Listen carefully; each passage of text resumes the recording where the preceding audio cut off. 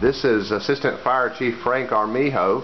This is John Wheeler with Columbia Happenings, and we're here to talk about fire safety today.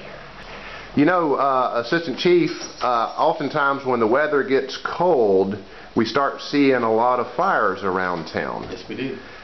Is there any way that you could take us around to and show us some of the things we need to be thinking about when the weather gets cold and we turn our heaters on? I see you have a Christmas tree for the Christmas holidays, and I see it's a live tree, and you want to keep the tree watered daily. And your lights that are on the tree, you want to make sure that the cords are not frayed or any electrical hazards on the cords themselves, or any of the light bulbs are missing. Looking at the fireplace also. This is a gas fireplace. Yes. Old houses typically have heated by gas. Yes, they do. Once a year you want to have the flue cleaned from debris and carbon that built up in your stack in the chimney, and have it at least inspected. You want to have the mortar and your bricks checked and inspected, so there's not any holes in that brick mortar where over a period of time embers and heat can go through there and ignite combustible materials. You want to check your smoke detectors by pushing the button and having the sound make the beeping sound.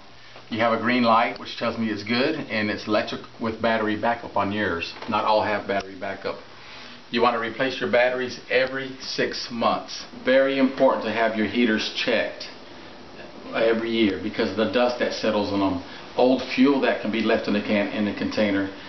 Seals may leak, and when you go to light it, you have an ignition source there that's out of control. Space heaters, you want to keep 3 foot of clearance in the front and to all sides. Pick the ones that are safe, so if they do fall over, they turn off. If you're using heaters, be sure, or generators, be sure of the carbon monoxide that they put out also. Talk about carbon monoxide in houses and the dangers. Carbon monoxide is odorless. You can't see it, you can't taste it. It's a poison. It'll slowly put you to sleep, and you asphyxiate. You suffocate. Frank, all fire extinguishers are not created equal. Can you tell us if this one is acceptable for a home kitchen? The triangle's missing. The triangle over here is an A, letter A, and it's for combustibles, rags, trash, and items as such. So this isn't acceptable for the kitchen if you have a trash fire or a laundry fire. So we need to look for fire extinguishers with the letter A, B, and C. All three.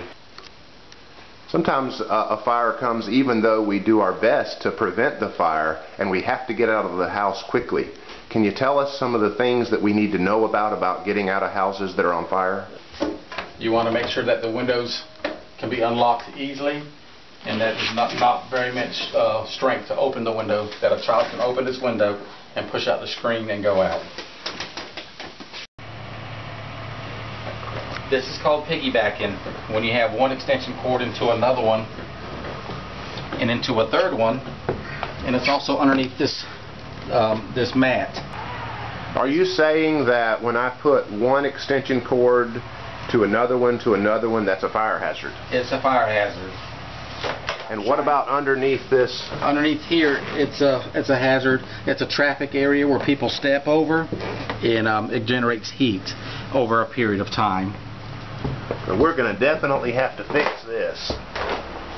It is. So what about a cord going into an area that the could cord be going where it loses the friction of heat that comes through here. It's making a 90 and another 90, and this cord will get warm here and can cause the wood to deteriorate after a certain amount of time, and can cause a short right here, which would ignite the wood.